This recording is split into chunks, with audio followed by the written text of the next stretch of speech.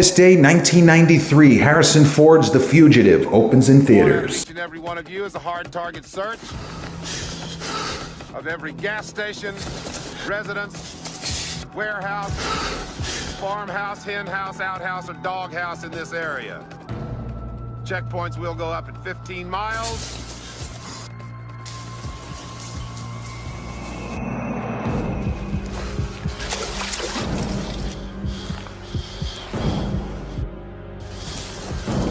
Your fugitive's name is Dr. Richard Kimble.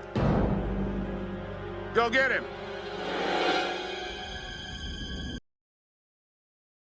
Like we never left.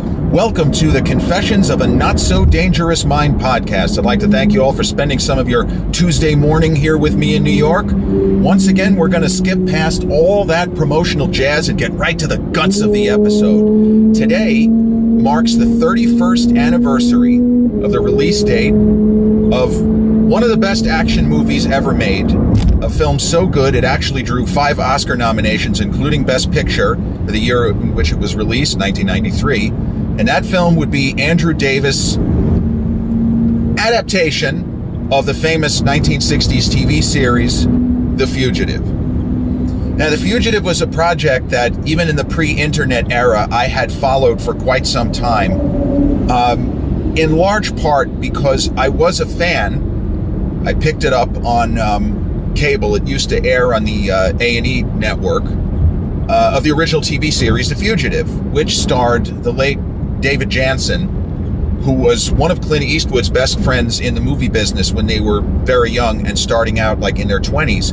And it's one of those kind of weird ironies that David Janssen looked like he was, because David Janssen became a star before Clint Eastwood, and it looked like he was, when he made it, Clint was not really doing that much. And then obviously it turned out that Clint Eastwood became Clint Eastwood. But the TV series, The Fugitive, the movie does follow the same kind of concept, which is that a very respected, esteemed doctor, if anything, in the movie version, he's even kind of higher on the hog, as they say, but a doctor who, spoiler alert, returns home one night to find his wife either killed or in the process of being killed by an intruder who basically had an artificial arm, the one-armed man, so to speak. And in a TV series, I think that he was simply a one-armed man. In the movie, it's a guy with a prosthetic arm. It kind of adds a little bit of intrigue to the story.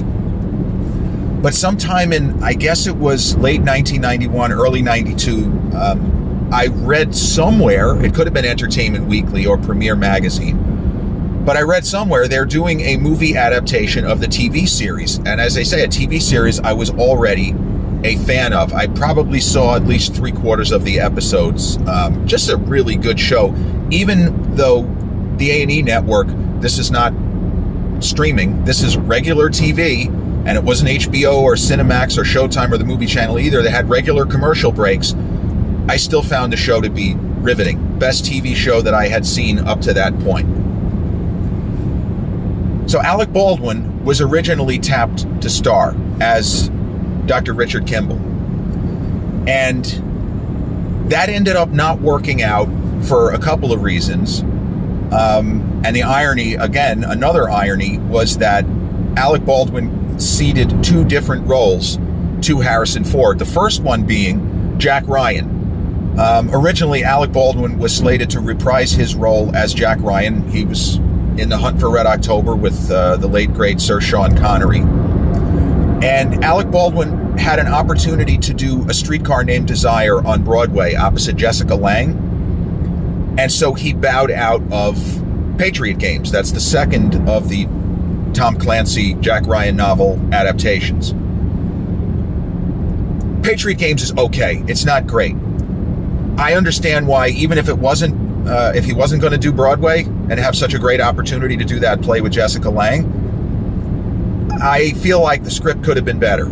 Patriot Games has some great action sequences, some very realistic shootouts. They feel like real shootouts. I always appreciate when the director goes for that kind of verisimilitude, even in a big budget, what's supposed to just be a sort of big budget popcorn munching action movie. Patriot Games is okay, but then Alec dropped out of The Fugitive, and Harrison took over for him there. It's like 1 year, and then the next year, the two guys, and Alec Baldwin's kind of joked about it. He and Harrison Ford only met a couple of times, but it's just one of those weird quirks. It's not like there was a grand design that, oh yeah, he's going to get a role and he's just going to punt it. But even when I read that Harrison Ford was taking the role of Richard Kimble in The Fugitive, well, I was excited. I knew that it would have worked with Alec Baldwin, but I was more excited that it was going to be Harrison. Totally different kind of actor. Baldwin does have more of the theatricality than Harrison. Harrison comes across as a guy who was never on the stage. He comes across as a film actor, just as Clint Eastwood and guys like Sylvester Stallone, who aren't necessarily known as being great thespians. They're terrific film actors. They're very good on screen. So the advance buzz heading into the summer of 1993 was that the Clint Eastwood film In the Line of Fire, which was slated to come out the second week of July, was probably the best movie of the summer. The Fugitive, though, the buzz was very strong, and The Fugitive was close behind in terms of how they projected critics were going to react and how the film's going to do with audiences. So In the Line of Fire landed July 9th, and The Fugitive came out August 6th.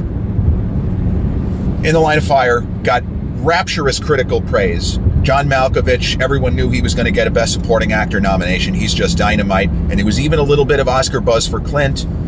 He had been nominated for Unforgiven but didn't win. He lost to Al Pacino in Scent of a Woman. But The Fugitive, at that time, actually got better critical reviews than In the Line of Fire.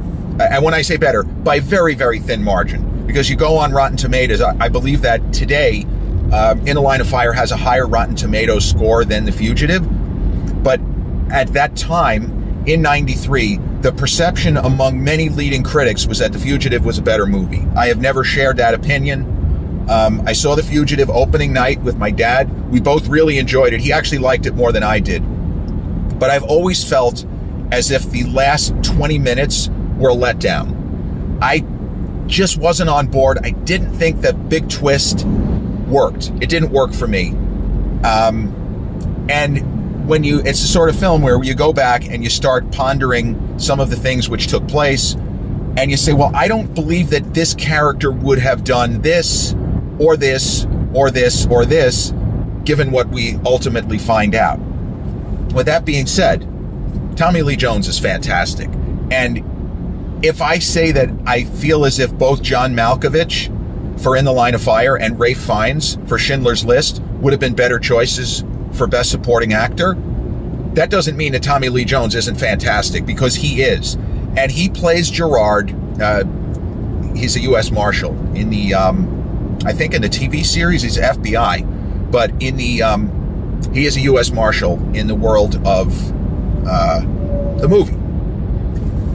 He plays Sam Gerard as a very tough nut to crack, where he'll often say what's on his mind, but he's very cagey and tricky, and you go most of the movie not knowing what he's really thinking at any given point in time. There are moments in the film where he is presented with information which casts substantial doubt on the idea that, well, there is no one-armed man. There was a one-armed man who was questioned, but they didn't have anything. He didn't kill Kimble's wife. Kimble killed Kimble's wife. But Gerard is the sort of character where we don't know when he receives information. Is any of it landing, or is he so intent on doing his job that simply because Richard Kimble was convicted in a court of law, it's not his problem at any stage of this process of trying to apprehend Richard Kimble, and he really doesn't give a shit. And there's a famous scene where Harrison Ford, they're up in a kind of a reservoir, and Harrison Ford holds a gun on Gerard, and he basically says, I didn't kill my wife. And Tommy Lee Jones, it's probably the moment that won him the Oscar. He says, I don't care. And for the entire rest of the movie, we don't know if he actually does care, or whether it makes no difference if he really believes that Kimble is innocent or guilty. I'm going to bring the son of a bitch in, and justice is going to be what it's going to be. This is not my problem. It's also not my department. I'm tasked with bringing this guy back to justice. So The Fugitive made a lot of money. It outgrossed In the Line of Fire. For reference, In the Line of Fire made just under $200 million at the box office, and The Fugitive, I think it went over 3, but if it didn't, it got real close. So audiences were excited again to see Harrison in this sort of big action role. It's a better movie than Patriot Games. It's a way better movie than Patriot Games, even with the reservations I have. And Harrison Ford then came back the following summer with another enormous hit, Clear and Present Danger, the third of the Jack Ryan adaptations. The basic story, though, with The Fugitive, it's almost as if they took a TV episode, because it could have been a TV episode. The TV show always began with a prologue showing that Richard Kimble was convicted of murdering his wife, and he's on, well, in the world of the series, he's on a train heading to basically the death house. He's going to be executed immediately. And in the movie, it's not exactly the same thing. But after that, once the Kimble escapes, because in the TV series, the prologue shows us that he's on the run, the rest of the movie could play out like the last episode, it was a 2-parter episode of the TV series where, spoiler alert, Richard Kimble finally figures out there is a one-armed man. He did kill my wife, and I'm going to find the son of a bitch. The film follows multiple lines of action, which is unusual. But we're following Gerard and his gang of US Marshals, including the great Joe Pantoliano as one of his cohorts that he works with. You're following Richard Kimble as he, on the one hand, tries to stay ahead of his pursuers, tries to stay ahead of the law, and on the other, he's trying to solve the mystery of who killed my wife and how can I prove that somebody else but me killed her. And then we spent some time with his best friend, the doctor, who was very helpful during the investigation, and also, mild spoiler, the one-armed man.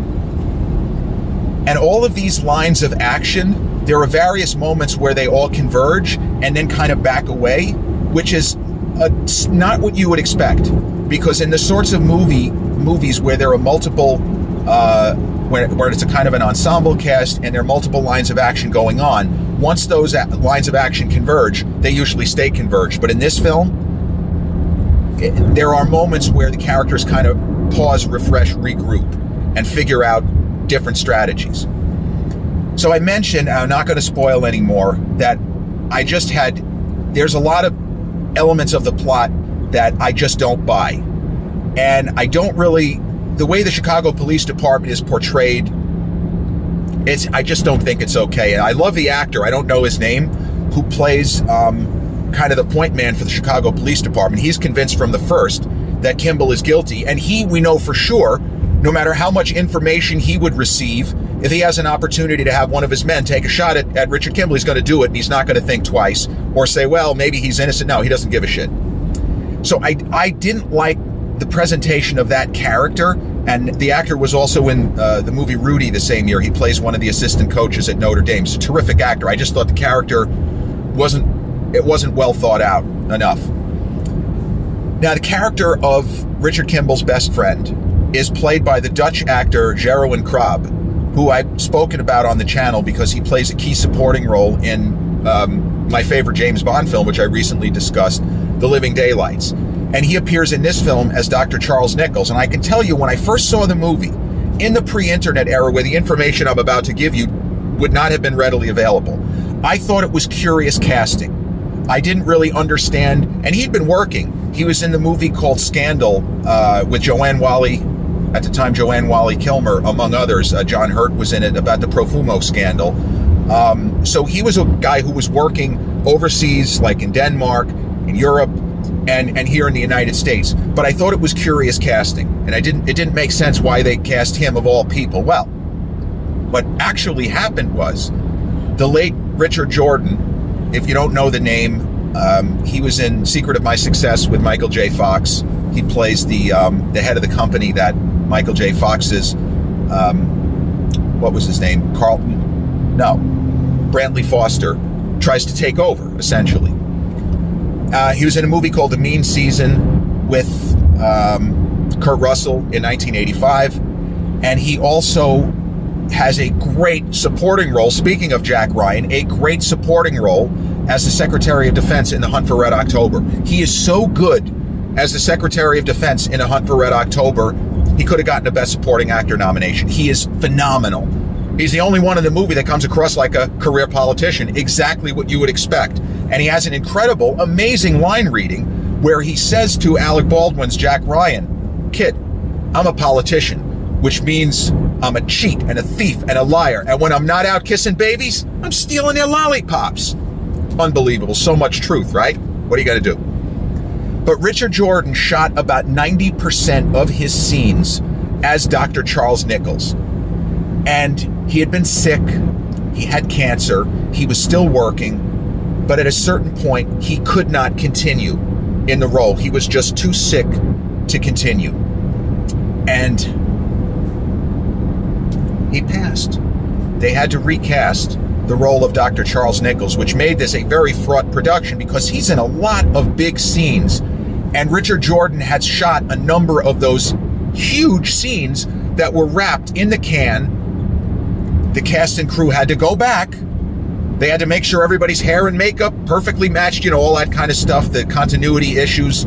I can't even imagine what it was like. But everybody was devastated.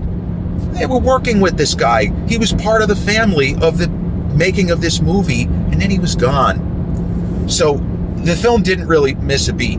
I just, at the time, thought it was curious casting, and then we understand why. They had to get somebody very, very quickly to play the part of Dr. Charles Nichols. Yeah, a lot of scenes with Tommy Lee Jones had to be reshot because he has a number of memorable exchanges with Dr. Nichols. The movie is very, very good, but the critical praise of it being nominated for Best Picture in a year that had at least 20 films, which I would take above it. I would even put Groundhog Day and, yeah, In the Line of Fire, Searching for Bobby Fischer. There are so many great movies. I've said that 1993 for me is the single best year that Hollywood ever had.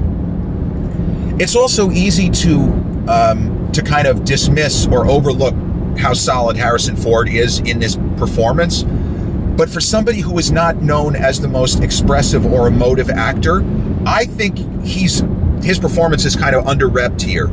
He really gets so many emotions across.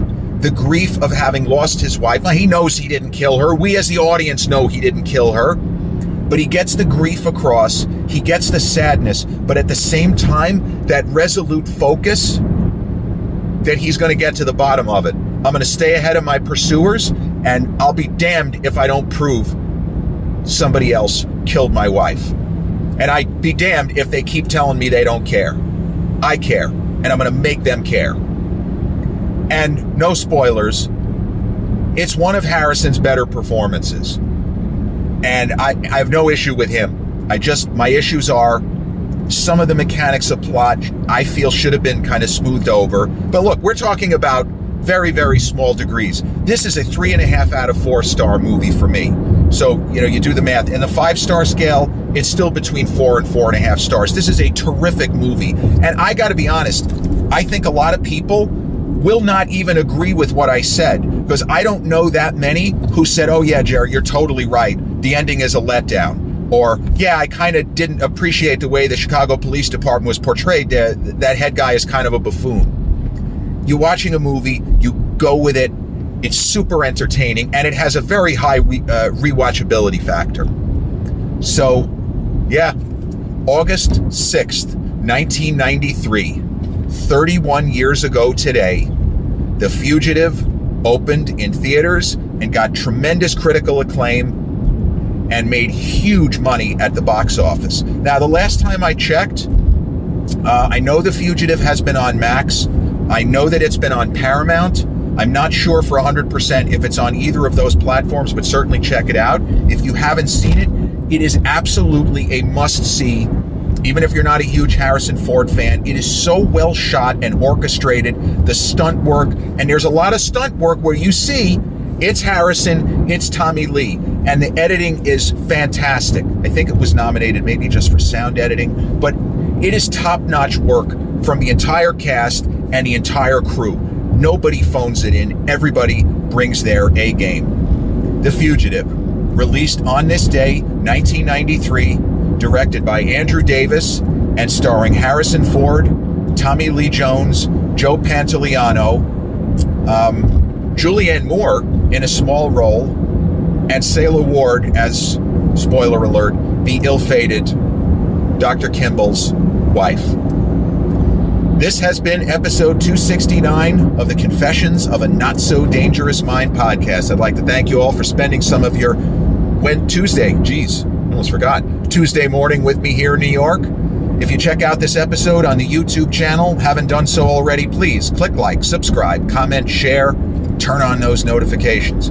Or if you catch this episode on the audio platforms such as Spotify, Podbean, iTunes, or Amazon Music, same general rule applies. Click like, subscribe, share, and turn on those notifications. I'll be back with a new episode real soon. Till then, peace.